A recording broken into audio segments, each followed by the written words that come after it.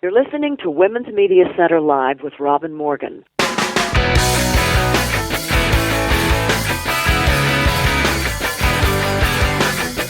Welcome to Women's Media Center Live. I'm Robin Morgan. We have a really strong show for you today, particularly timely, too, in light of the newest fallout scandal, Russia-Trump, this one involving Attorney General Jeff Sessions. Nina Khrushcheva returns to the program as a guest. She is a Russian expert, a scholar, and a feminist, and we're going to talk about what Putin might really have on Trump and what he might want from Trump. Very interesting that should be. Also, if you were moved by the women in Hidden Figures and think that they are only few and far between, Danielle Newnham, our second guest, will disabuse you of that notion as she examines a lot of hidden women in tech. And then there's the Surrealism Corner, and We Won This, and Bit the Dust, lots of stuff. And first, before any of that, we're going to go inside the headlines.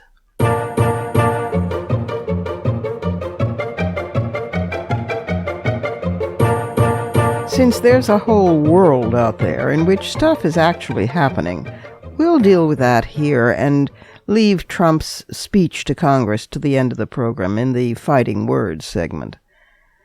Conservatives and Islamist groups are pleased that Bangladesh has weakened a landmark law against underage marriage, which Bangladeshi feminists say will undo the decades-long fight to rein in teenage pregnancy and lower maternal and infant mortality rates.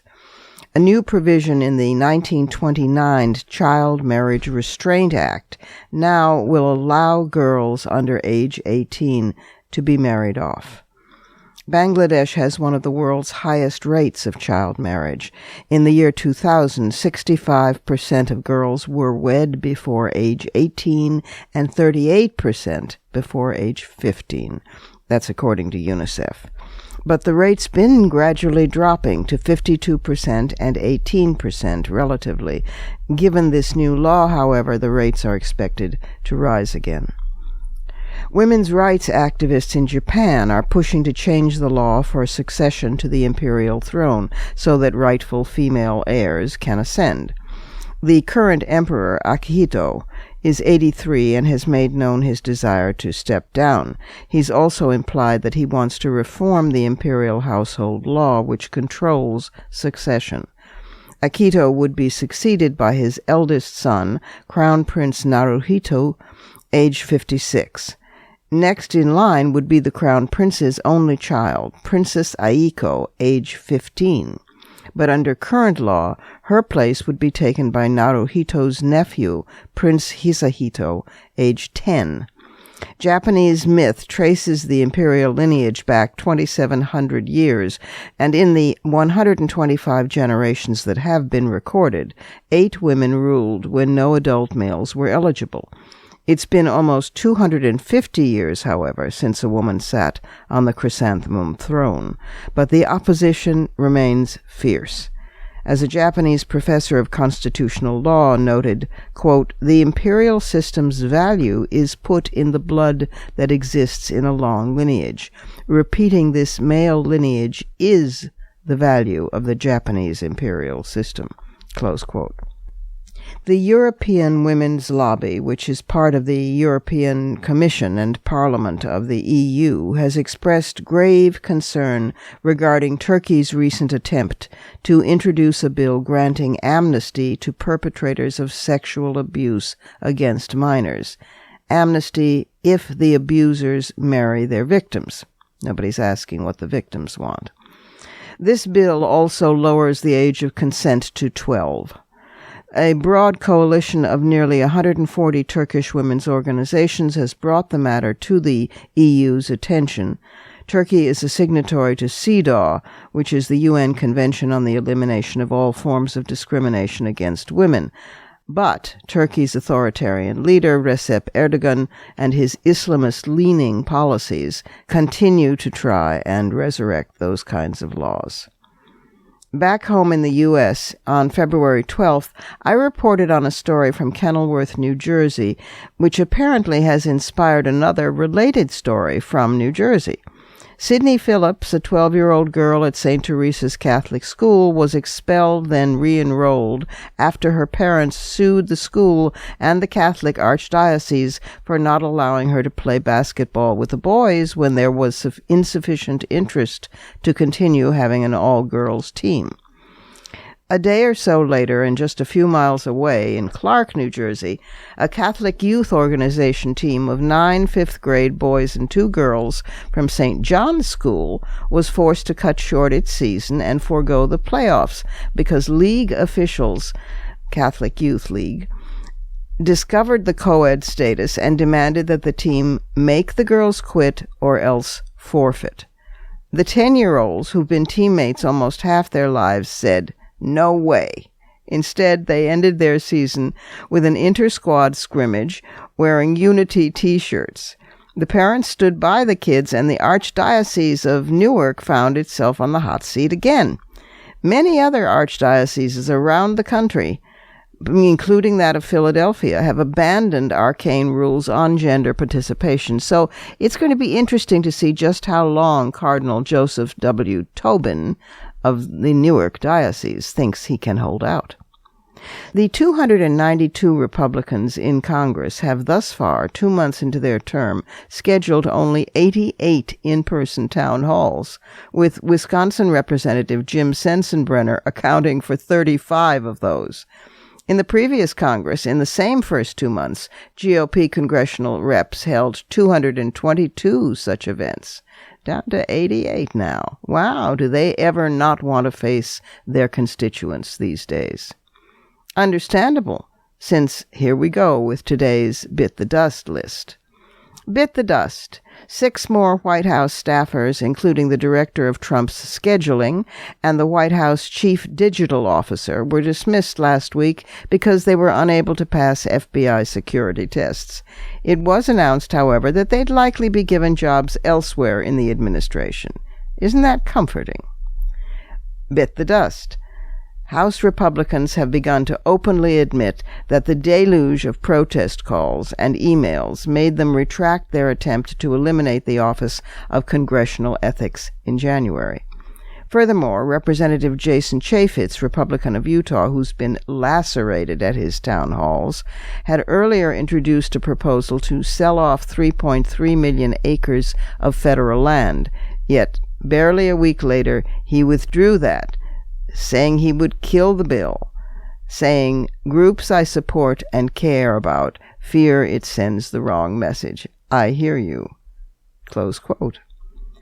And bit the dust. Philip Bilden, a private equity fund manager, has withdrawn his name from consideration as Secretary of the Navy due to, quote, significant challenges he faced in separating himself from his business interests. He is the second service secretary nominee to withdraw because of financial interests. You remember Vincent Viola, candidate for Secretary of the Army, did the same thing. Don't you just love an aroused electorate? The activism is contagious. Sterling Jewelers, owner of the Kay Jewelers and the Jared brands, is the target of a class action lawsuit regarding employment, salary, and promotion discrimination, plus rampant sexual harassment throughout the company. Sterling disputes the allegations, but if the class action standing is certified, the lawsuit potentially includes 69,000 former and current female employees. Many of these women tell harassment stories that are actually rape stories about supervisors and managers demanding sex from them if they wanted to keep their jobs. Finally, a real loss for the women's movement. Eileen Hernandez, the second woman and first African American to be president of NOW, the National Organization for Women, has died at age 90. She was a fighter for the Equal Rights Amendment, which is now being reintroduced.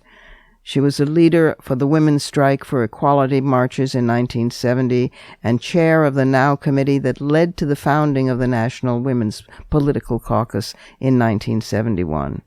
Subsequently, she ran a consulting firm that dealt with sexual and racial discrimination, and she co-founded the groups Black Women Organized for Political Action and Black Women Stirring the Waters.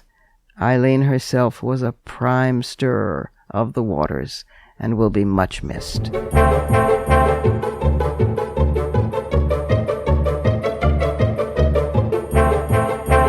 We have to take a short break here at Women's Media Center Live. I'm Robin Morgan, but I'll be back directly with the woman who can help us decipher and decode what in God's name is going on with Vladimir Putin, Russia, Trump, and the United States.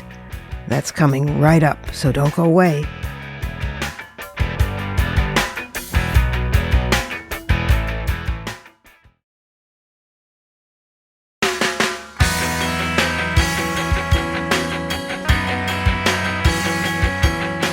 You're listening to Women's Media Center Live with Robin Morgan.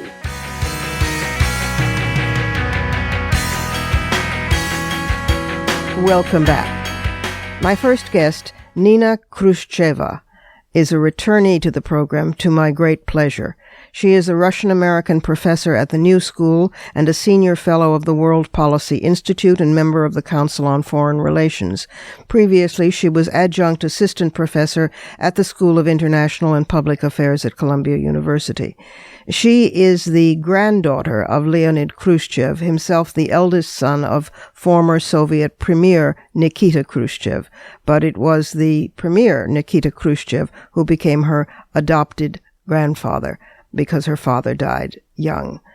She is the author of numerous articles, director of the Russia Project at the World Policy Institute, and a feminist, and I'm delighted to welcome her back to help us decipher what is going on with Russia. Nina, welcome back to the Women's Media Center Live. I'm glad to have you back. Thank you. Well, you're the expert. We're all running around in circles here, trying to figure out what this sudden Putinophilia, I don't know what else to call it, the bromance between Putin and Trump is, and I would just love your take on it. When you were last on the program, we talked about the cult of masculinity that Putin was projecting. And obviously Trump is locked into the same noxious problem, and they bond on that level. But what else, in your estimation, is going on?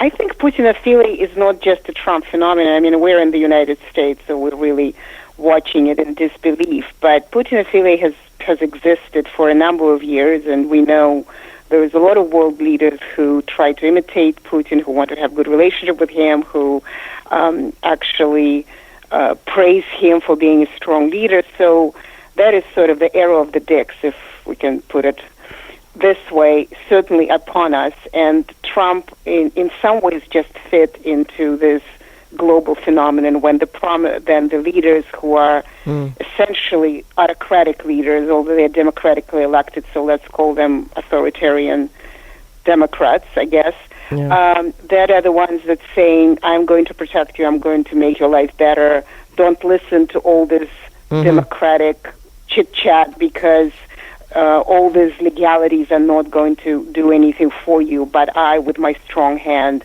is going to make your life better. And so we've been hearing that across the world, and America, as exceptional as it always thinks it is, in fact, actually didn't escape the same predicament. Right. Oh God! I mean, it's as if it's one giant. I mean, I don't mean to see women at the center of everything, except I do, because as women become a global political force, which is gradually and not so gradually building, and has been steadily building, it's almost as if this is one gigantic backlash of patriarchy, authoritarianism in the family, in the state. I mean, just a way of stomping down this with the strong male leader. I mean, and it's so consistent in the positions taken. You believe then that Putin has in fact, or is in fact, trying to meddle in elections in Europe as well? I believe that, I wasn't convinced by the CIA and FBI reports, nor that I don't believe that he didn't do it. I just believe that they were very much driven by ideology and their own view of that, and there was a lot of conjecture in those reports. Although what I do know of Putin, I wouldn't pass it by him not to do that. And I'm pretty sure that when they were, and then, James Comey was saying as well, we all spy on each other. So spying that's right. on whatever part is really not, no, I can't say it's not a big deal. Of course it is a big deal. But it's part of international relations to some degree. I think what really was important is that it went a step further. Whether the Russians collected it, although I'm certain it's Russian, I just want to say allegedly because it really hasn't been proven, but we can speculate that the Russians did it. Yeah. But just having said that, I also don't believe that, contrary to Trump's assertions that the Republican National Committee was much better protected, I actually think that the Russians were spying. They were spying on everybody. They were an equal opportunity offender in this sense. And I think they keep whatever they spied on and collected, they're keeping this information. That also, from my point of view, to some degree may explain that Putin really has, Trump has never gone against Putin and really being very careful, because that information probably is really not going to be very pleasant to this president. I think when the Russians allegedly started this, it wasn't to bring down American democracy, as it has been said, or bring down the elections. I don't think that anybody even thought it is possible, but it was certainly expose American weaknesses and to show more than anybody to Hillary Clinton that when she calls Vladimir Putin Hitler, she's doing it her peril. Yeah. She doesn't uphold moral standard, and therefore the Kremlin allegedly believes that they shouldn't either.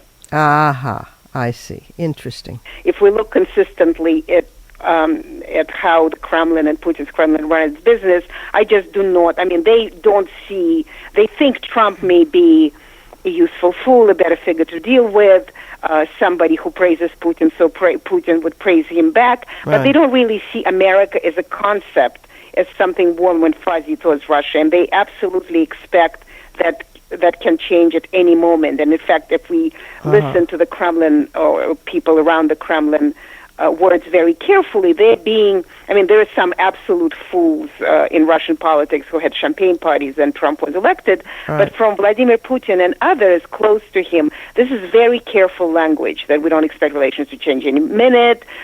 We actually don't expect sanctions to be lifted right tomorrow and whatnot.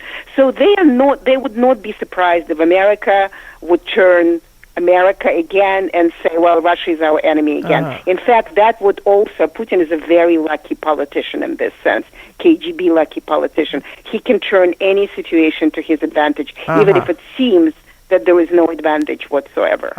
Yes, so if there is a thaw and warmth and a deal made over Ukraine, then he can claim that's terrific for him, and look what he pulled off. Exactly. And if there is a hardening of the line and no forward movement, he can claim, well, you see, we have to batten down the hatches and draw our wagons in a circle. Interesting, very interesting. He would say, what else to expect from the Americans? Yeah. They promised us better relationship, and look at them, they hypocrites, they lie again. Right. That's it. Right. So he's winning both ways. And do the Russian people, and not that I expect you to speak for the Russian people, but I'm in your expertise, what do you think? I mean, clearly the sanctions are hurting. Clearly there's a rise in discontent that we don't hear about. How long are they putting up with this, do you think? I mean, well, there's not much. Actually, there's not much rise of discontent yet. There is discontent for sure. But, Russia is an interesting country in this sense. It's always sort of valued the Tsar over legalities or bureaucratic, sort of faceless bureaucratic institutions. So if the Tsar says, we have to tighten our belts and survive the imperialist invasion, as it was in the 20th century with the communists, they are going to do it. I don't know how long they are going to do it, but we can safely say that Putin probably is going to run for president, or say he's going to be made president again in 2018 when the elections supposedly happen. Then he stays until 2024, and we can predict beyond that he will stay, or maybe he will become such a great national hero by bringing Russia back to the world's respect and fear, that people would be saying Peter the Great, who it's all about Vladimir Putin. So it would be safe for him to retire. We don't know. For now, it's not safe for him to retire,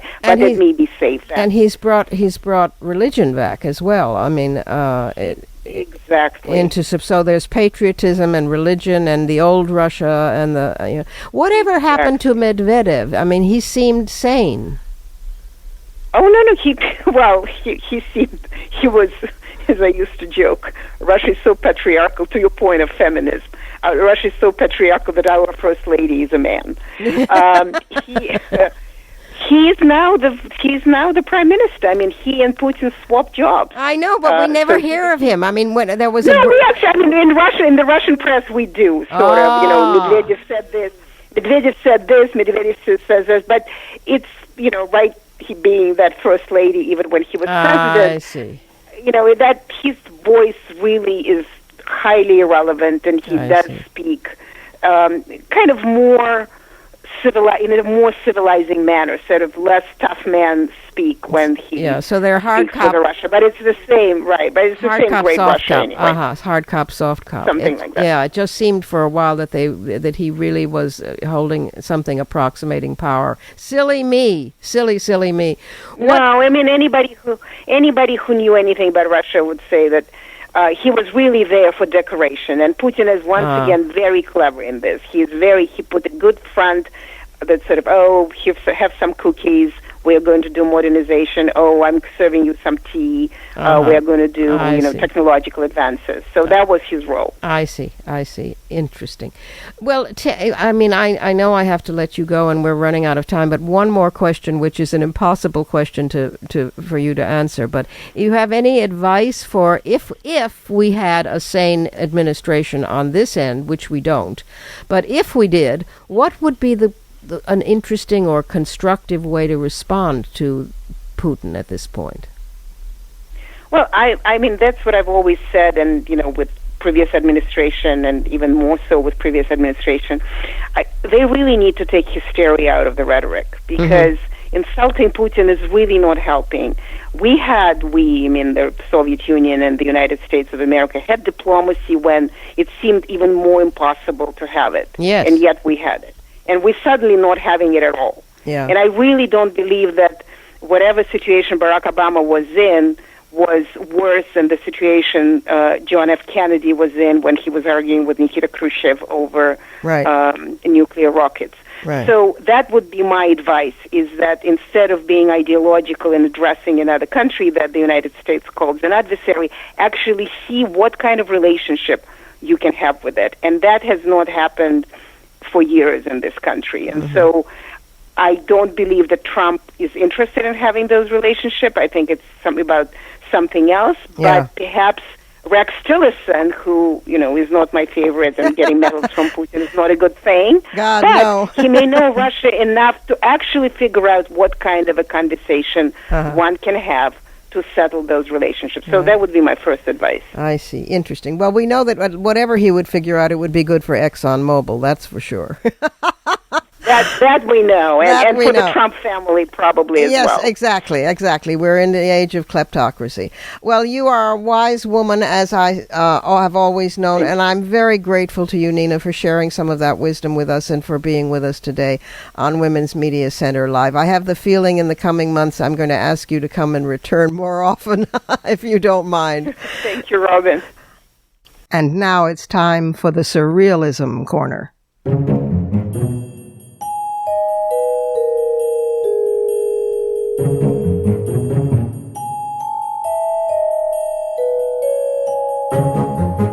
Dorsa Darakshani, an 18-year-old chess grandmaster, competed in February at the TradeWise Gibraltar Chess Festival. She did quite well, but not at home in Iran. because she wore a simple headband instead of a hijab, for which sin the Iranian Chess Federation kicked her off the national team. Meanwhile, a month earlier, back in the United States, fencer Ibtihaj Muhammad became the first American to win a medal wearing the headscarf. Of course, if Trumpism has its way, women's headwear will become as much of a life-determining issue here as it is in Iran. Speaking of Trump, it is the Surrealism corner after all. In an interview on Fox and Friends this past week, there was this following exchange with Brian Kilmeade. Kilmeade: "You said before, I can take hits when it's justified." Trump: "Correct." Kilmeade: "Right." Trump: 100%. Kilmeade: "Can you give me an example of a time when someone was critical of you and you thought to yourself, I deserved that hit, I deserved that column, I deserved..." Trump: "No, probably I could never do that." France has launched a highly creative solution to possible terrorist attacks using drones. 4 golden eagle chicks, hatched on and around drones, are being trained to bring the drones down after lightning-fast chases. Shooting them down might be a disaster in a crowded area. The Dutch police first experimented using eagles, but of course the French are doing it with, style. The eagles are named, fittingly, D'Artagnan, Athos, Porthos, and Aramis, and they wear mittens of leather and Kevlar to protect their talons. This is not a very animal rights conscious story, but it certainly is a French one. Per Erik Muskos, a 42-year-old councilman from the town of Övertorneå in northern Sweden, wants to offer the municipality's 550 employees the right to subsidized sex. He proposed to fellow members of the town council that if each municipal employee had an hour-long paid break each week to go home and make love, it would improve work-life balance, add spice to aging marriages, lift morale, and increase the dwindling local birth rate. Swedes across the country who already have 480 days of paid parental leave, universal health care, and a common coffee break ritual known as fika, they were all amused at the proposal, since it formed a welcome distraction from the non-existing terrorist attacks Donald Trump insisted they have been enduring. Last, here's a little statistic that got overlooked in last week's conversation about the movies. Women comprise only 21% of working members of the Animation Guild, which might explain why so many cartoons tend to be sexist. But even that percentage is better than the Hollywood Reporter's recent roundtable on gender and racial issues in animation. The 7-person roundtable was 100% male and 100% white. Honest to God. That's all, folks.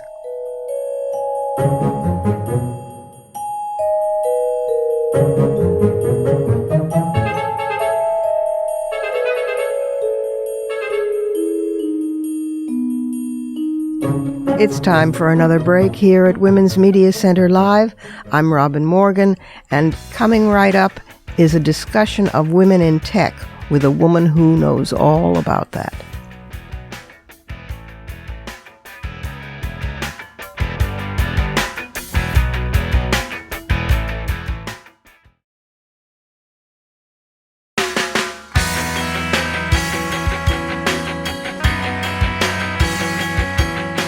You're listening to Women's Media Center Live with Robin Morgan.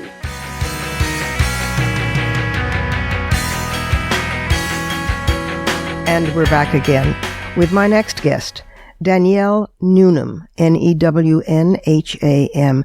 She is the co-founder of digital innovation studio We Make Play in London, and she is the author of a new book, Female Innovators at Work, which is a very interesting exploration of women in the tech workforce. She's also the founder of the Junto, Junto network, an online network for tech entrepreneurs.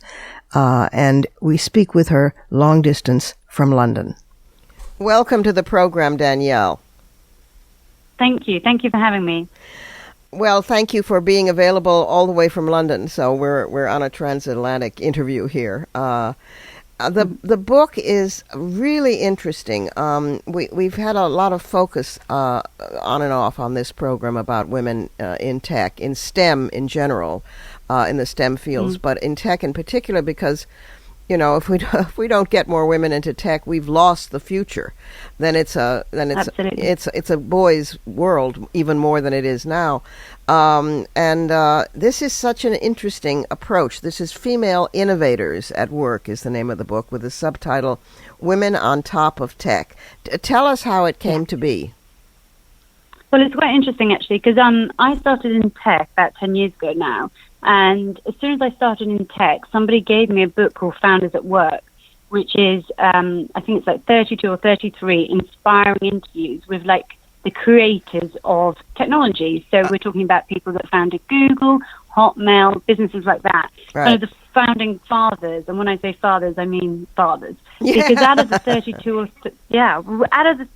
or 33 interviews, there's only 3 women that were featured. Oh, God. And I read the book and I was totally inspired, but it was kind of noticeable. And I did think, what have I let myself into? I've just started in this industry. I'd previously worked in the music industry and fashion, which was obviously very kind of diverse. And then I came into tech, read this book, and I was thinking, okay, this is definitely not what I was expecting. And as time went on, it became more noticeable within all the meetings that I went to and the startups that I worked in that there were very, very few women. Yeah. And I started to think, what is the issue here? Why are there so few women? And really, how can we attract more? It wasn't, I loved being in the industry and I wasn't willing to kind of give up on this career. I thought, I want more women in the industry, but I'm not just going to walk away. Right. So how can I make it happen? So I started to kind of look into the kind of background and look at, when the internet was started and really when PCs first came into play. And I actually found there was far more women involved in this industry than we'd ever known. One of the interesting things to me is that when you look at it politically, the one of the most effective ways of keeping an out group out is to give them no role models. But sometimes that means that you have to go back and bury history. I mean, when we had her biographer on, I realized fully how most people have no idea that there wouldn't be computers without Lady Byron's daughter, and who basically invented computers and then computer programming, and and it goes on from there. So many buried women. Yeah, so I started to look into this, and I was thinking, okay, well, why aren't these stories being told? And then I realized, as we all know, we've existed in a man's world, and up until, 50, 60 years ago, even particularly in this country, women were not allowed to open bank accounts by themselves. They were not allowed. Right. When I say allowed, it was illegal to fly a plane. So I think, there's definitely been this kind of part of us which has been held back. Right. And I guess traditionally, men were writing the stories about these tech entrepreneurs. And so they only, and so it was only men covering men. And again, you get this complete narrative of people covering people and only funding people. This is the other issue that we had. Bank managers were only funding men. And so in the technology sector, it kind of, women just got squeezed out over time. We weren't allowed to do as much as we could, so we were squeezed out. In the book, Dame Stephanie Shirley says that, 50, 60 years ago, she was getting rejection after rejection for jobs for her tech company. She had freelancers, mainly women, working for her. And she actually ended up changing her name to Steve, so that when she wrote her business development letters, she signed them Steve instead of Stephanie. And suddenly she got a lot more business. Yes. Because they were just so opposed to doing work with a female. Right. So I kind of just dug deeper. And then I wanted the book to be a history, but also kind of like a chronological order of tech from the beginning, as far as we can go back to, the beginning, the birth of PCs rather, and then up until now, and just cover the women who, even in this day and age, are not covered in the press. Yeah. And one other example I'll give you is Linda Weinman, who set up a great e-learning platform called lynda.com. A year and a half ago, she sold the business to LinkedIn for $1.5 billion.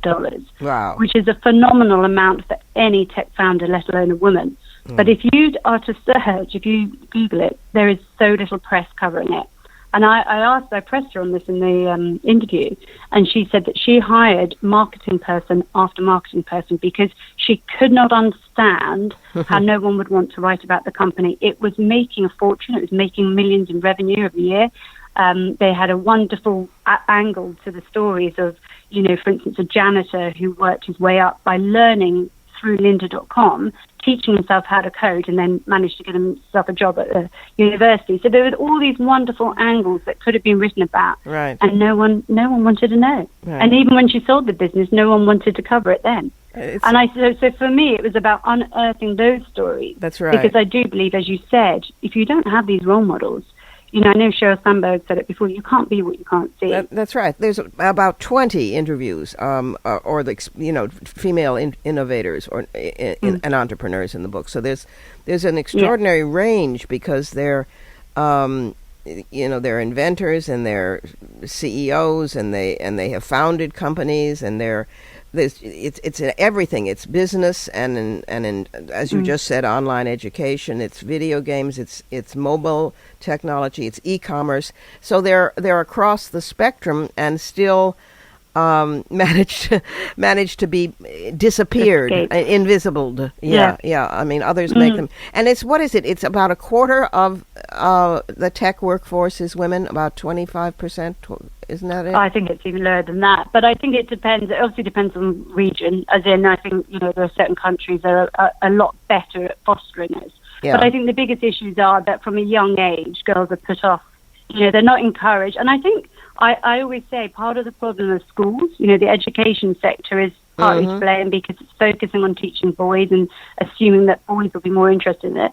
And then we have parents as well. I mean, I go to a lot of kind of coding events now with my child, and I often see there are a complete lack of young girls there. Yeah. And that really upsets me, because I think, you know, as parents, we need to, you know, open up our daughters to this kind of environment. Otherwise, again, you know, they're not going to go into it. And I think the final thing is, obviously, when I talk about role models, you know, we have very few role models, and those that do get elevated to kind of rock star, as they say, status, often get knocked down a peg or two. Yes. And they're under far more scrutiny than their male peers. So I think, you know, the press need to cover us, not wait, you know, to International Women's Day and then, indeed, you know, feature us. Indeed. Well, look, needs to be all year round. Yes, it does. And I think that your book goes a very long way toward, you know, initiating that. Part of the essence of these women that are featured in the book is their grit and resilience, because it is definitely not easy to succeed in this field. And I do say that about most other fields. You know, I think in finance it's equally as hard.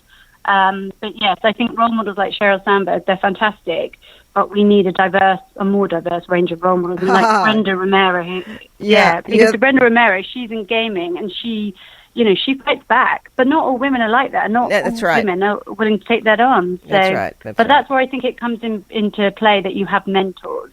And that's the other thing that I'm trying to work on now, is I'm trying to kind of create a network where there are both male and female mentors that can support young women coming into tech. Yes, because it's not an easy ride, but we don't want them to be put off either. So I think that's important as well. This is wonderful. I mean, the book not only lets you into how some of these women got where they are, and why, and the passion and the honesty and the intimacy with which they speak to another woman about that.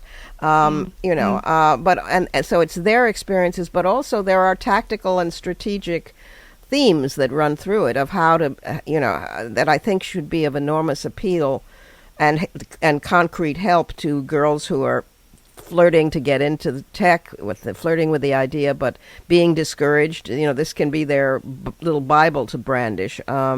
Female innovators at work, women on top of tech, and we've been speaking to Danielle Newnham in London. Thank you so much for doing the book and for being with us, and all possible good luck, and do lots more books and change the face of tech, Danielle.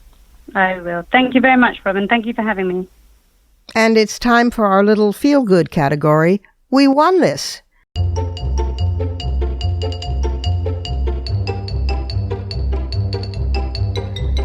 It's been a while since we visited this category, since it seemed like we had no winning to report, but today we do.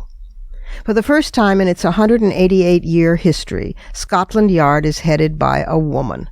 The first female police commissioner is a 56-year-old former beat cop who rose to become head of counterterrorism at Scotland Yard from 2011 to 2014. Her name is Cressida Dick. Now, stop laughing. Stop that. Stop. It appears that South Korean women will be the first in the world to live longer than 90 years on average, according to a new study published in The Lancet. South Korean women generally smoke less, weigh less, have low blood pressure, see doctors more often because all of them, or almost all of them, have health insurance. Life expectancy in the U.S., not so good. American men and women are in 23rd and 27th place, respectively, given our obesity epidemic, little focus on preventive care, relative high mortality among babies of uninsured mothers, and high male death rates due to gunshot wounds and car accidents. After 130 years, the Harvard Law Review has elected its first black woman president. It's been 27 years since the first African-American man, Barack Obama, was president of the review, and even longer, 41 years, since any woman, Susan Estrich, a European-American woman, was president. Ameme Umana, 24, is the American-born daughter of Nigerian immigrants and, unlike her classmates, has no interest in joining a high-paying corporate firm when she graduates. She wants to become a public defender. Don't you just love her? And we close with an item that demonstrates how often victories are slow and subtle, but wow, it's still important to claim them. 2 recent court decisions, one in Virginia and one in Florida, were triumphs for gun safety and sanity. The Fourth Circuit Court of Appeals, sitting in Richmond, Virginia, affirmed the right of the state of Maryland to ban sales of 45 kinds of military-style weapons and to limit the size of the magazines they contain.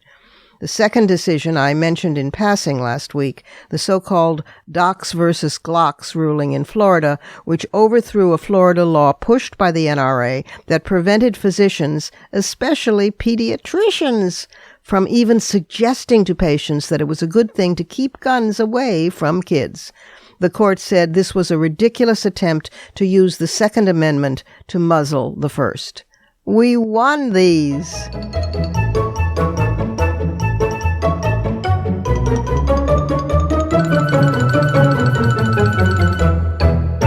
We have to take one last break here at Women's Media Center Live, but I'm Robin Morgan, who will be back in just a moment with some fighting words.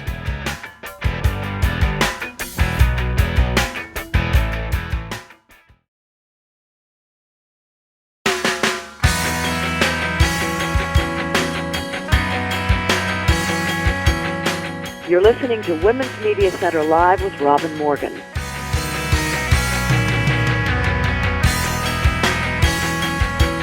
And we're back, in time for some fighting words.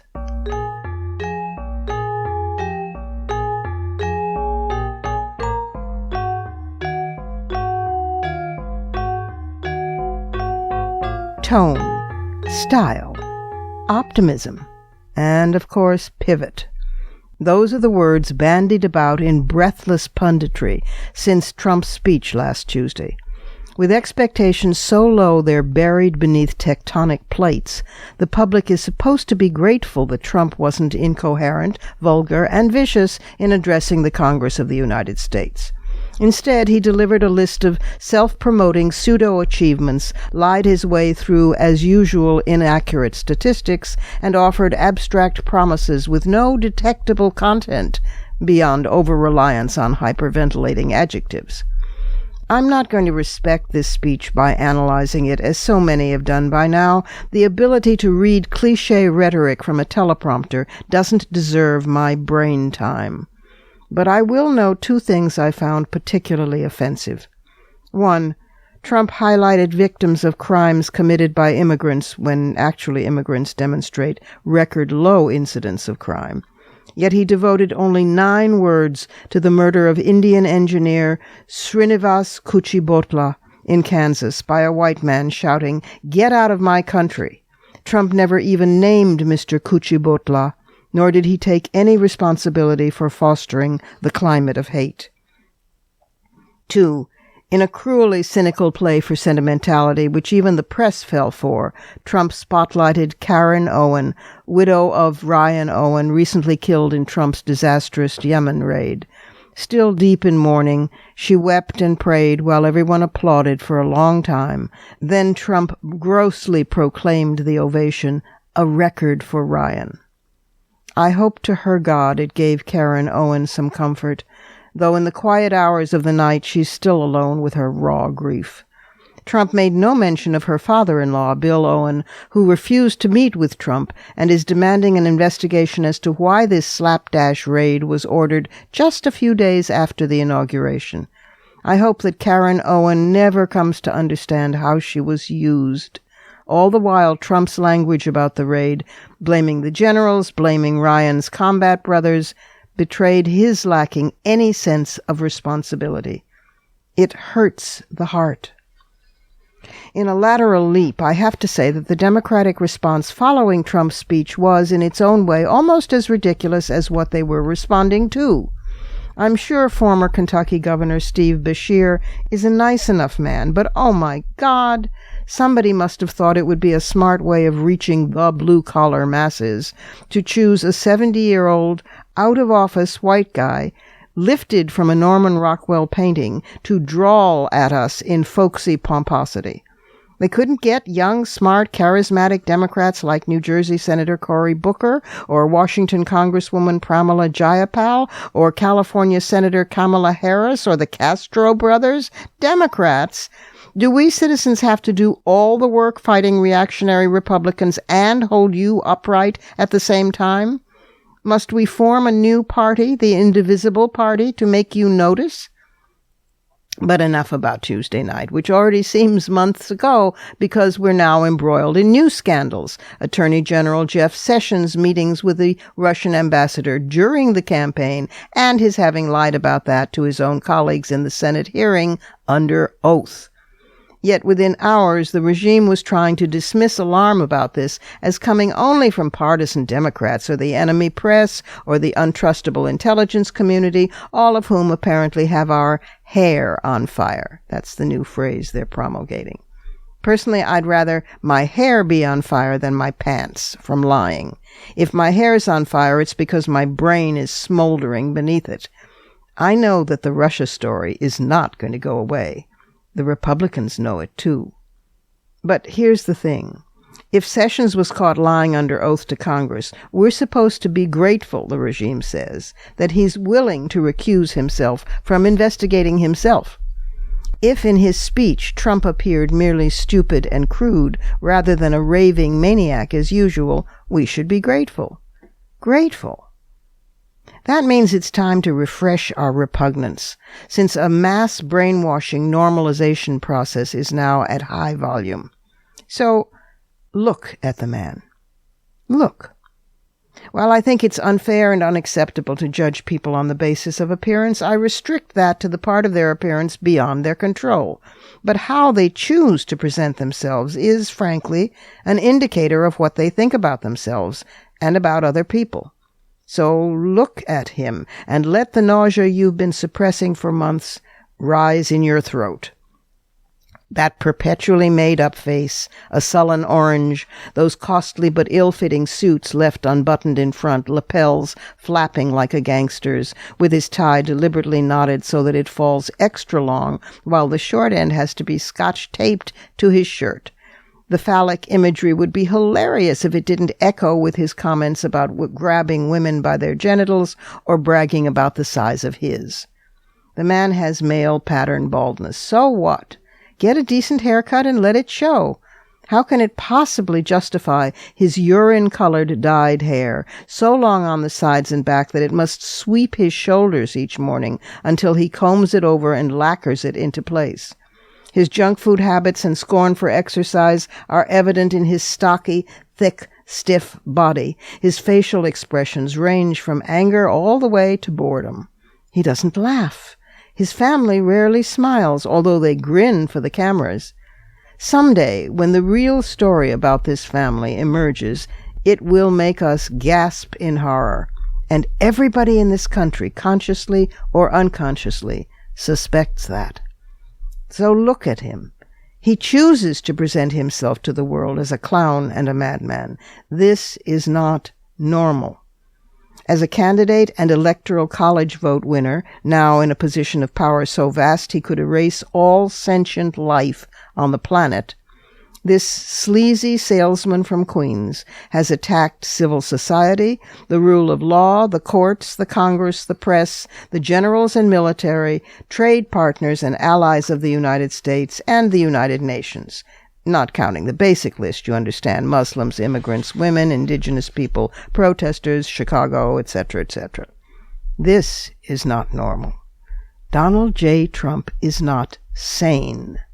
To lose sight of his sickness is to be sucked into it, to enter his universe of anti-sanity, to lose our own sanity. And us, we the people, what we're clinging to is the miraculous rising of ordinary citizens who choose to defend ourselves, each other, the Constitution, and most wonderfully, foreigners. We cling to a free press that woke up almost too late, but is now beginning to do its job with clarity and dedication. So, get ready for International Women's Day. The organizers of the Women's March have announced Wednesday, March 8, as the Women's Strike, a day without women. Check out their website, womensmarch.com, for details. The Ides of Trump, March 15th, is a day when everyone who has marched, volunteered, boycotted, signed petitions, called Congress, etc., writes a card and postcard and mails it to Trump, demanding he release his tax returns. Check out indivisible.com, resistancecalendar.org, and related activist sites for more upcoming protests. It will be up to us, again and again, to rip off the scab that time's passage and the regime want to grow, want to seal the wound of our horror at this man and this regime. But painful or not, we cannot get used to it. Painful or not, we need to keep the wound fresh. As the regime feels more and more cornered, we enter a danger zone where they may well strike out in an historically predictable manner. A recent New York Review of Books article by Timothy Snyder, Howsam Professor of History at Yale, is a very useful reminder of the recent past. On February 27, 1933, the Reichstag, the German parliament building in Berlin, burned to the ground. Even now, we don't know who set the blaze. It could have been the anarchist who was accused and executed by the Nazis, or, as more recent scholarship posits, the Nazis themselves. It's hardly news that a foreign adversary, them, is required to unify domestic populations, us, and so solidify power. The father of our Constitution, James Madison, wrote that tyranny arises, quote, on some favorable emergency, close quote. So it was in 1933. As the Reichstag went up in flames, Hitler, newly named head of the government, legally formed after elections the previous November, celebrated the fire, exclaiming, "There will be no mercy now. Anyone standing in our way will be cut down." The next day, his government issued a decree for the, quote, protection of the people in the state, which deprived German citizens of expression and assembly and subjected them to preventive detention by the police. 1 week after that, the National Socialist Party, having announced that the fire was the start of a leftist terrorist campaign, won a clear victory in parliamentary elections. In short order, the new parliament passed an enabling act allowing Hitler to rule by decree. It all happened very quickly. Fact.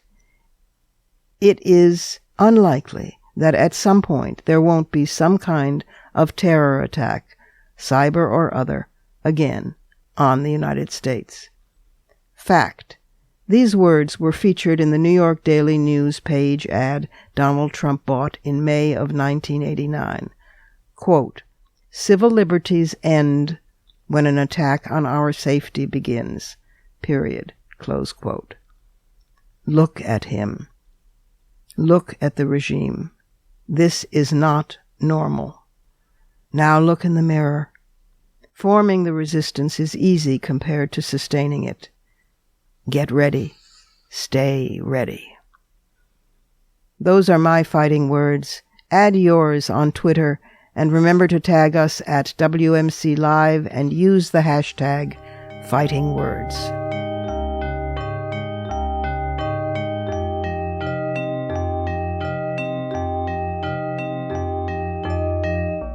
And that's it for today. This program is syndicated, but if you can't find the broadcast on a radio station in your area, you can always visit us at WMClive.com for the show, plus the archive of all our previous episodes, and at iTunes Worldwide, where you can stream, download, and subscribe to our show's podcast. Also, be sure to find WMC Live on Facebook and Twitter. And you can check out my own website and blog at robinmorgan.net and find me on Facebook and Twitter, too. Portions of this program were taped earlier. Opinions expressed here do not necessarily represent the WMC. Here's the family for Women's Media Center Live. WMC President and Executive Producer of this program, Julie Burton, and our founding and sustaining sponsor, Regina K. Scully. I'm Robin Morgan, your producer and host. Thank you for being with us, and don't forget to join us next week right here on Women's Media Center Live.